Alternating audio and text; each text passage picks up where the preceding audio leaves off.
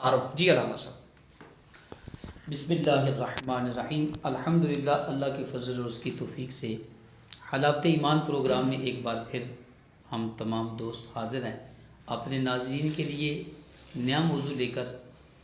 تو آج کے دن ہمارا جو موضوع ہے وہ بڑا ہی زبردست اور غالباً یہ اس طرح کے پروگراموں میں ہمارا پہلا پروگرام ہے جی کہ امام اعظم حضرت نعمان بن ثابت رضی اللہ تعالی عنہ اپنے وقت کے امام، نبی کریم صلی اللہ علیہ وسلم کے عاشق، آپ کے دین کے محافظ تھے۔ آپ کا تعارف جو ہے وہ مختصر انداز میں، کیونکہ وقت کی قلت ہے، موضوع بڑا اہم ہے، جی تو ہم جو اپنا بنیادی مقصد ہے اسی کی طرف جو ہے ہم چلیں گے۔ تو ابتداً جو ہے امام اعظم ابو حنیفہ رحمۃ اللہ علیہ، آپ کا اسم نعمان، کنیت جو ہے وہ ابو حنیفہ اور لقب امام اعظم ہے، اور آپ کا نسب جو ہے وہ یوں ہے نعمان بن ثابت بن زوتا بن ماہ، اور ایک روایت میں نعمان بن ثابت بن نعمان بن ماہ، یہ آپ کا جو ہے وہ نسب شریف ہے۔ اور آپ کی ولادت جو ہے وہ 80 ہجری میں، نبی کریم صلی اللہ علیہ وسلم کی ہجرت مدینہ میں کے بعد 80 سال، سن 80 ہجری میں آپ کی ولادت باسعادت ہوئی۔ اور آپ وہ عظیم الشان ہستی ہیں کہ جن کے بارے میں رسول پاک صلی اللہ علیہ وسلم نے ان کی ولادت سے پہلے سرکار نے اپنی زندگی میں ہی بشارت عطا کر دی تھی۔ اچھا، جیسے امام سیوطی رحمۃ اللہ علیہ نے آئمہ ثلاثہ کی بشارتیں جن حدیثوں میں بیان کی گئیں، جن میں اشارے ملتے تھے، وہاں امام سیوطی رحمۃ اللہ علیہ نے اس حدیث کو بھی نقل کیا کہ رسول پاک صلی اللہ علیہ وسلم نے ارشاد فرمایا لو کان الدین عند ثریا لذهب به رجل من فارسہ، فرمایا کہ نبی پاک علیہ السلام نے کہ اگر دین اوج ثریا پر بھی ہو تو میں کہ فارس، اہل فارس میں سے ایک شخص اس کو وہاں سے بھی حاصل کر لے گا۔ امام سیوطی رحمۃ اللہ علیہ نے یہاں لکھا کہ اس حدیث میں امام اعظم ابو حنیفہ رحمۃ اللہ علیہ کی بشارت دی گئی، کیونکہ امام اعظم رحمۃ اللہ علیہ کے علاوہ آئمہ ثلاثہ میں سے کوئی بھی فارسی نہیں تھے۔ اچھا ٹھیک اور ہے۔ فارسی بمانا یہاں اجمی ہے۔ اچھا، معذرت چاہتا ہوں علامہ صاحب، ہمارے ناظرین، چونکہ میں بھی اس چیز سے تھوڑا آپ کے ساتھ بیٹھ کے علم حاصل کرتا ہوں اسلام کے حوالے سے، تو یہ سلاسل کا لفظ استعمال کر رہے ہیں، اسے ذرا بتا دیں۔ امام سلاسل جو کیا یعنی آئمہ تین جو آئمہ ہیں، جی جی، فقہ کے معروف جو آئمہ جن کی فقہ اس وقت پوری دنیا کے اندر جن پر عمل ہوتا ہے وہ 4 ہیں۔ ٹھیک ہے ٹھیک ہے، فقہ حنفی، فقہ مالکی، فقہ حنبلی، فقہ شافعی۔ ٹھیک ہے، تو ان امام اعظم کے علاوہ جو بقیہ 3 آئمہ ہیں ان کو آئمہ ثلاثہ کہا جاتا ہے۔ یعنی امام مالک، امام شافعی، امام احمد بن حنبل رحمۃ اللہ علیہ۔ صحیح تو ان تینوں میں سے کوئی ایک بھی اجمی نہیں ہے، فارسی نہیں ہے، بلکہ یہاں جو مراد ہیں وہ امام اعظم ابو حنیفہ رحمۃ اللہ علیہ۔ اور پھر آپ کو اللہ تعالیٰ نے یہ رتبہ عطا کیا ہے، نبی پاک علیہ السلام کی حدیث بھی آپ کی کیا کہتے ہیں ولادت کی بشارت دیتی ہے، اور حضرت مولا کائنات کرم اللہ تعالی وجہ الکریم کی دعا بھی آپ کی زندگی میں شامل ہے۔ ایک روایت میں نے پڑھا ہے کہ حضرت امام اعظم ابو حنیفہ رحمۃ اللہ علیہ کی جو دادا جان ہے، جس کو ہم نے ابھی پڑھا نعمان بن ثابت بن زوتا، اب ایک روایت میں ان کا نام بھی نعمان ہے، کہتے ہیں یہ حضرت علی رضی اللہ تعالی عنہ کی بارگاہ میں حضرت امام اعظم کے والد جب پیدا ہوئے تو بچپن میں حضرت علی کرم اللہ تعالی وجہ الکریم کی بارگاہ میں لے کر گئے۔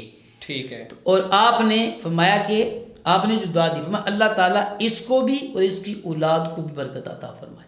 صحیح۔ اب محدثین نے لکھا ہے کہ یہ اشارہ تھا امام اعظم ابو حنیفہ رحمۃ اللہ تعالی علیہ تک کہ آپ کی اولاد کے لیے بھی مولا کائنات رضی اللہ تعالی عنہ نے دعا کی، تو یہی دعا جو ہے وہ اللہ کے حضور قبول ہوئی، اللہ تعالیٰ نے امام اعظم ابو حنیفہ رحمۃ اللہ علیہ کو اتنا بڑا عہدہ اور مقام عطا کیا۔ اور ایک یہاں قابل توجہ جو بات ہے کہ ابو حنیفہ جو آپ کی کنیت ہے، اس کے بارے میں بعض لوگ یہ سمجھتے ہیں کہ آپ کی اولاد میں آپ کی بیٹی کا نام حنیفہ تھا، تو شاید اس وجہ سے ابو حنیفہ کا، حالانکہ یہ بات نہیں ہے۔ آپ کی اولاد میں صرف آپ کے ایک بیٹے ہیں، ان کا نام تھا حماد۔ ٹھیک ہے، اس کے علاوہ آپ کی مونس اولاد نہیں تھی، بیٹیاں تھیں، بلکہ آپ کا جو یہ نام ہے یہ وصفی ہے، قرآن پاک میں نا وَاتَّبَعُوا ملت ابراہیم حنیفہ.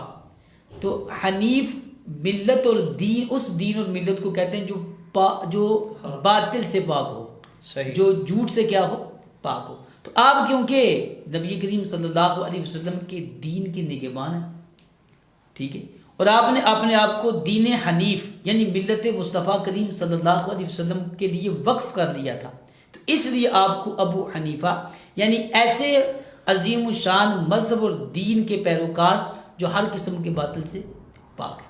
تو اس وجہ سے آپ کا جو یہ نام ہے آپ کے ابو حنیفہ کے نام سے مشہور ہے. اور پھر اپنے زمانے میں اور آپ کے اپنے بعد آنے والے زمانے کے اندر آپ کی بڑی شہرت ہے. اور پھر امام اعظم ابو حنیفہ رحمۃ اللہ علیہ کے بارے میں بعض لوگ مختلف قسم کی گفتگو کرتے ہیں. حالانکہ محدثین جو ہیں، بڑے بڑے محدثین جو امام بخاری، امام مسلم، امام ترمذی یعنی ائمہ کتب ستہ جو ہیں، ان کے جو شیوخ ہیں، امام اعظم ابو حنیفہ رحمۃ اللہ علیہ ان کے شیوخوں میں سے ہیں. اور آپ کے ان کے جو شیوخ ہیں وہ امام اعظم رحمۃ اللہ علیہ کی تعریف کرتے ہیں. امام اعمش مفتی صاحب، امام اعمش رحمۃ اللہ علیہ سے ایک مجلس میں کسی شخص نے سوالات کیے، تو امام اعظم ابو حنیفہ بھی وہاں موجود تھے. تو جب آپ سے سوال کیے گئے تو آپ خاموش رہے، تو امام اعظم ابو حنیفہ رحمۃ اللہ علیہ نے ان تمام سوالوں کے جواب دیے.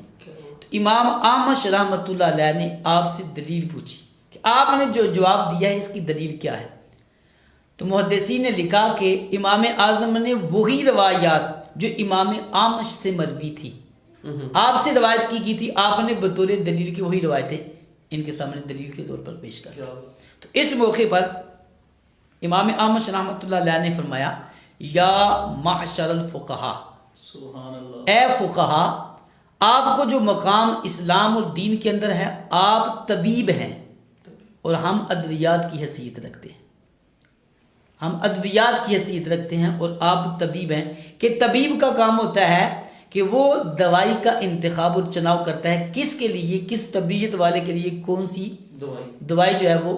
ورنہ میڈیکل سٹور میں جب آپ جائیں گے تو وہاں ادویات موجود ہیں، لیکن جو شخص وہاں موجود ہیں وہ سارے ڈاکٹر نہیں ہیں، حکیم نہیں ہیں، وہ نہیں جانتے کہ کون سی دوائی کس کو چاہیے. کہتے ہیں کہ ہماری حیثیت ادویات جیسی ہے اور آپ طبیب ہیں کہ آپ سمجھتے ہیں کہ کس حدیث سے کون سا مسئلہ اخذ کیا جاتا ہے.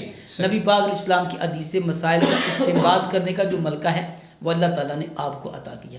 اور اسی طرح حضرت عبداللہ بن مسعود رضی اللہ تعالیٰ عنہ کے پوتے پڑپوتے حضرت قاسم بن معن بن عبد الرحمن رضی اللہ تعالیٰ عنہ امام اعظم کے دروس میں بیٹھا کرتے تھے، ان کی مجلس میں اختیار کرتے تھے. تو ایک شخص نے تانا دیا نا کہ آپ عبداللہ بن مسعود جیسے عظیم صحابی اور فقی صحابی کے آپ بیٹے ہیں اور آپ ابو حنیفہ کی مجلس سے اختیار کرتے ہیں. تو اس موقع پر آپ نے ارشاد فرمایا کہ ابو حنیفہ رحمۃ اللہ علیہ کی مجلس جیسی اس روئے زمین پر کوئی مجلس نہیں جس سے انسان کو سب سے زیادہ نفع حاصل ہوتا. یعنی یہ ائمہ حدیث ہیں جنہوں نے امام اعظم رحمۃ اللہ علیہ کے مقام، مرتبے اور شان کا اقرار کیا، اس کو تسلیم کیا اور لوگوں کو ان باتوں کی وضاحت کی. اور پھر یہ بھی دیکھیں امام اعظم ابو حنیفہ رحمۃ اللہ علیہ وہ عظیم الشان ہستی ہیں جو تابعی کا رتبہ رکھتی ہیں. بے شک. اچھا.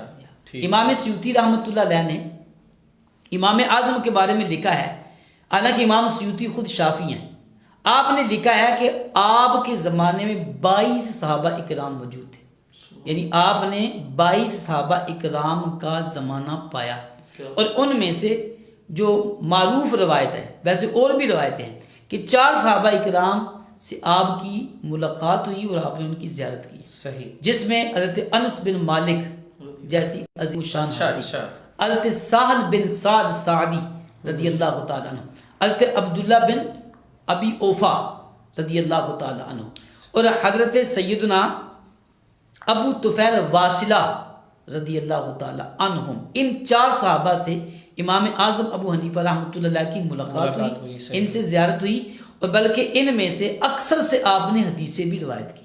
ٹھیک ہے. اکثر سے آپ نے حدیثیں بھی روایت کی. یہ مختصر تعارف میں نے امام اعظم تابعی کے بارے میں جس طرح آپ نے بولا ہے، کچھ ناظرین سامعین کو اس کی تعریف سمجھ نہیں آئی ہوگی کہ تابعی کسے کہتے ہیں. بالکل ایسا ہی ہے. تو صحابی کی تعریف پہلے ہمیں جاننی چاہیے کہ نبی علیہ الصلوۃ والسلام کی جس نے حالت ایمان میں زیارت کی ہو، اسی حالت میں اس کا وصال ہوا ہو، اس کو صحابی کہتے ہیں، اور جس نے صحابی کی زیارت کی ہو، ٹھیک ہے، صحابی کی زیارت کی ہو، صحابہ کا زمانہ پایا ہو، اسے تابعی کہتے ہیں. صحیح. اور امام اعظم ابو حنیفہ رحمۃ اللہ تعالیٰ علیہ تابعین میں سے ہیں. ٹھیک ہے. اور اس کے بعد پھر مرتبہ آتا ہے تبع تابعین کا. صحیح. وہ جنہوں نے تابعین کا دور پایا ہو، زیارت کی ہو. ٹھیک ہے. صحیح. تو آپ کو اللہ تبارک و تعالیٰ نے یہ رتبہ اور شان بیان کی عطا کی ہے کہ صحابہ اکرام کی مجلسیں اختیار کی، ان کی سنگت میں رہے، ان کی صحبت میں رہے، اور نبی پاک علیہ السلام کے ان اصحاب سے حضرت امام اعظم ابو حنیفہ رحمۃ اللہ علیہ نے حدیثیں بھی روایت کی ہیں. تو اب جن کا درجہ اتنا بلند ہو، اتنی مقام اور اتنی فضیلت ہو، تو انہی کو امام اعظم ابو حنیفہ کہا جاتا ہے. اب بعض لوگ اگرچہ امام اعظم ابو حنیفہ کہ اس لقب پر بھی اعتراض کرتے ہیں کہ امام اعظم کیوں ہیں. اچھا. ان کو اعظم آپ کیوں کہتے ہیں؟ اعظم کیوں کہتے ہیں؟ بڑا سب.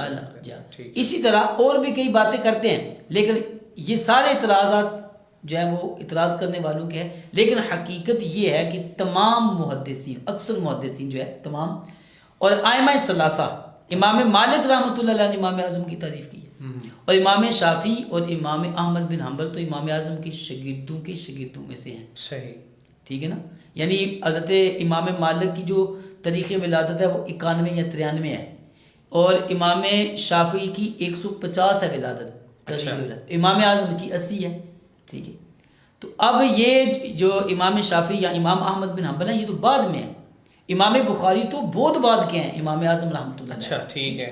اور امام اعظم جو ہے یہ ائمہ محدثین کے شیوخ میں سے ہیں، بلکہ شیوخ دادا پردادا شیوخ میں سے ہیں. تو یہ اللہ تعالیٰ نے ان کو شان عطا کی. یہ مختصر تعارف میں نے پیش کیا کیونکہ اصل موضوع تو ہمارا علم حدیث ہے. بالکل. انشاءاللہ